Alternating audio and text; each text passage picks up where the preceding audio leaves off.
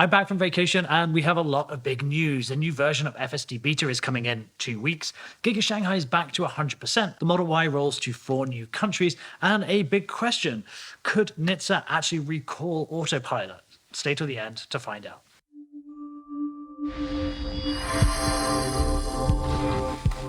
Welcome to Supercharge This. I'm Simon Knapp. Thank you ever so much for joining me. If you appreciate this video, please consider subscribing and a like. And chat to me in the comments because it's always fun to engage there. Let's talk about FSD. The rapid iteration of Tesla's full self-driving beta continues with Elon Musk issuing his normal 2-week schedule for release of version 10.13. If you follow Tesla closely, you'll know that 2 weeks in Elon time can be anything between 2 weeks and several months. Over the last few weeks, FSD Beta has rolled out to 100,000 cars in the United States and Canada, and it's great to see the audience of FSD Beta users continue to grow. I believe that safety scores down to 93 now are getting approvals, which is great, as the more cars and the more miles that are actually clocked by FSD Beta, the better the system will be. Version 10.13 is set to offer massive improvements on roundabouts, an area that we've seen beta testers highlight as something that definitely needs improvement. I'll link to a Dirty Tesla video here where he tries a same roundabout 5 or 6 times with varying results, none of which particularly good. Roundabouts are great, but more importantly, it should allow for full self-drive beta to work in areas without any map data, which is huge. Elon Musk says that in theory, you should be able to navigate to any GPS point, and full self-drive beta will just take you there without needing any map data. We'll keep you updated as to when 10.13 actually drops. But let's look at the most recent public version, 10.12. That brought updates and improvements to G-loading in corners, making it slightly smoother and more enjoyable as you go around the bends, improved creeping for visibility at intersections, and smooth maneuvering in restricted spaces, whatever that means. The beauty of having 100,000 vehicles in the FSD Beta fleet is Tesla receives actionable data for every mile those vehicles do.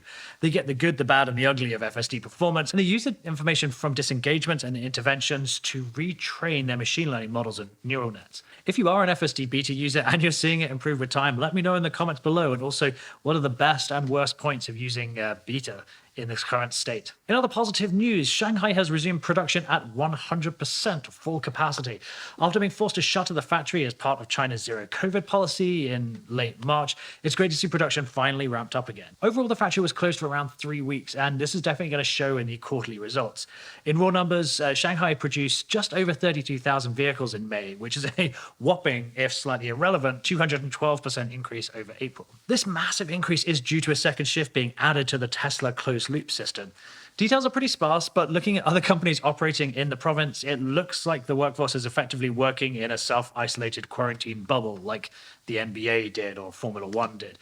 And that should prevent COVID from entering the workforce and continuing to spread. Thankfully, by the time this video goes live, the closed loop system should have ended and normal life should be resuming for those workers at the Chinese plant. Shanghai is vital for Tesla. I can't stress enough just how important having the Chinese plant at full capacity actually is for the company. The vast majority of Giga Shanghai vehicles are actually being exported. Of the 32,000 vehicles produced in May, 62%, or roughly 22,000, were actually sent overseas, with most going to Europe to supplement Giga Berlin as it spools up production. But speaking of exports, the Model Y can now be ordered in Australia, Japan, New Zealand, and Singapore, which, given the base Model Y has a 12-month delivery time right now in the US, seems like a bold move. For any Antipodean viewers, you can get a base model rear-wheel drive shipped to Australia or New Zealand in December of this year, and the dual-motor variant should ship by February of 2023. Obviously, these are Tesla delivery dates, which means they're very much like throwing a dart at a calendar and just seeing which month you hit. One interesting point to note is that the only wheel option is the 21-inch Uber turbines, which are normally found on the performance variants here in the US. This is likely due to continued supply constraints for the 19-inch wheels. For example, if you select a long-range model on the US site, switch to the Gemini Aero wheels, that adds an additional 2 to 3 months to the delivery window, which unfortunately means you're not going to receive your car for around 12 months. But regardless of the delivery window, it's great to see the Model Ys becoming available in new countries and new markets. So really, that's the good news from this week. Let's look at something that could become a very serious problem for Elon Musk and the Tesla team. Here in the US, NHTSA, the National Highway Transportation Safety Administration, have upgraded their investigation into Tesla's Autopilot and upgraded it to an engineering analysis. By upgrading, NHTSA now has the ability to assess 830,000 vehicles after a number of collisions with stationary emergency service vehicles. vehicles. Specifically, they're looking at incidences where the collisions occurred whilst the car was being driven on autopilot or full self-drive. This really could end up being a big deal for the company and the user base as a whole, with the potential outcomes ranging from over-the-air updates to a potential suspension of the feature's use out in the wild. Interestingly enough, the investigation is focused on the way that Tesla evaluates the attention and engagement of the driver rather than whether autopilot will hit a parked emergency vehicle, which is interesting. Automation dependency and the over-reliance on autopilot is something that has plagued aviation for many years. Personally, I've fallen asleep whilst flying on autopilot, and when fatigued or just tired, you can be lulled into the belief that the autopilot system has your back and won't let you down.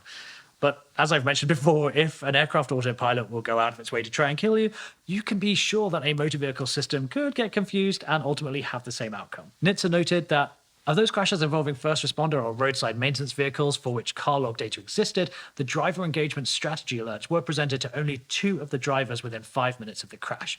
This suggests that the drivers may be compliant with the driver engagement strategy as designed. Now, I think Tesla find themselves in a rather awkward position here. They constantly tout the benefits of autopilot and its self-driving features, but put little emphasis on how it's a driver aid and not a replacement driver. Yes, they do have a pop-up screen full of legal cover-your-ass text that explains the system, but the volume of the feature marketing is far louder than its limitations. Of course, the flip side to this is that users may be so confident in the system through normal, regular use that they're overly reliant and that autopilot may exacerbate human factors or behavioral safety risks by undermining the effectiveness of the driver's supervision.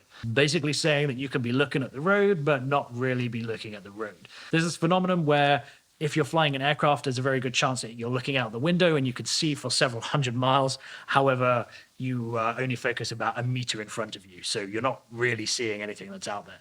And that's definitely something that can happen when driving on autopilot. I've experienced myself where you go into that daydream mode and you're not really paying that much attention. Upon reviewing some of these events, it does appear as if these accidents are highlighting the limitations of a vision-only FSD model. Instances where the only visible distinction is the flash of red or blue lights, but the darkness leaves the rest of the vehicle hidden, make it hard for the vision cameras to identify a threat. Whereas an older radar-equipped model would have seen the obstruction early enough to slow and potentially change lanes, etc. Could the rumors of FSD hardware 4.0 with a new higher def radar be the fix required here? And if so, how will existing models be fixed? Considering the focus of the investigation, there's a couple of solutions that seem obvious. One solution, possibly increased use of the internal camera for driver monitoring, or a reduced time window for steering wheel torque inputs, or perhaps even small electric shocks through the seats. Who knows? My hope is that NHTSA and Tesla work towards a suitable fix promptly but sensibly. Disabling the autopilot feature fleet-wide is a possible but absurd solution, and so would having a 5-year recall window for a hardware fix. I'll keep you updated as we learn more about this and the requirements of NHTSA going forward. And finally, in good news for the entire EV market here in the US, the Biden administration have announced plans to develop a national network of 500,000 EV chargers across the United States.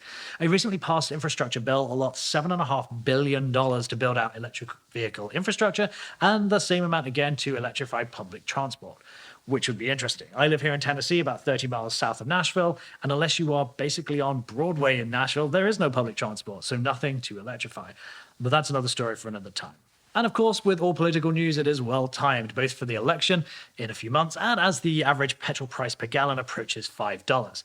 But we shouldn't be suspicious of this if it works in our favor, I guess. Having more chargers available will be essential to the growth of the EV market and the reduction of motor vehicle generated CO2 emissions, something critical to meeting our Paris Climate Accord goals. The Department of Transportation, in partnership with the Department of Energy, is proposing new standards to make charging electric vehicles a convenient, reliable, and affordable for all Americans. Okay, all people in America, maybe? Anyway, including when driving long distances. Without strong standards, chargers would be less reliable, may not work, electrify America, for all cars, or lack common payment methods, which again seems kind of daft. Everything should have tap to pay by now. The new standards will ensure that everyone can use the network no matter what car you drive or which state you charge in. This really does sound great, but of course with caveats. You only have to look at the EU to see the fight with Apple around having a standard charging port for all mobile phones. Now, whilst the Lightning cable is falling behind USB-C and could do with an update, having a law that limits innovation to ensure cross-company compliance is potentially a misstep. Similarly, we could see the DOE require all EV stations cater to all EVs, which would directly impact the Tesla supercharger network. Simple things like the length of the charging cables that are designed for consistently located charging ports, as all Tesla vehicles have their ports in the same place, could be legislated against, which if limited to new sites would probably be fine, but could be a very expensive bill for Tesla should they be forced to update all existing stations within an arbitrary government deadline. We do know that Elon Musk has said that sites will open up to CCS charging in the near future. But again, there are caveats with that, saying that the non-Tesla charging would only be permitted if there were capacity at the supercharger. And this new legislation could rule that out. Now, I'm sure this will become incredibly political over the coming months and years. As we saw with the Build Back Better plan, if EV tax credits vary based on whether the vehicle was produced by a company that operates a union plant or not, you can be sure that political pandering will add some quirks to this effort. Remember, of course, that the Build Back Better bill didn't require that the electric vehicle was built in a plant that was unionized, but that the manufacturer had a plant that was unionized, which makes no sense. Regardless of that, it's great to see EVs being considered vital parts of infrastructure modernization. And the idea of having an EV charger every 50 miles along the interstate seems like a very attractive proposition. We'll keep you updated with any changes that are announced from the current administration, along with how this becomes politicized as we get closer to the election. But if you've enjoyed this video, please consider subscribing. A like and a comment as well would be great. And watch this road trip because it was really fun. Part 2 will be coming once I get around to finishing editing it. It is the first step of Nashville to Detroit, and also a small stop at the Ford Model T factory to come out as well. Thanks for stopping by today. I'll see you in the next one.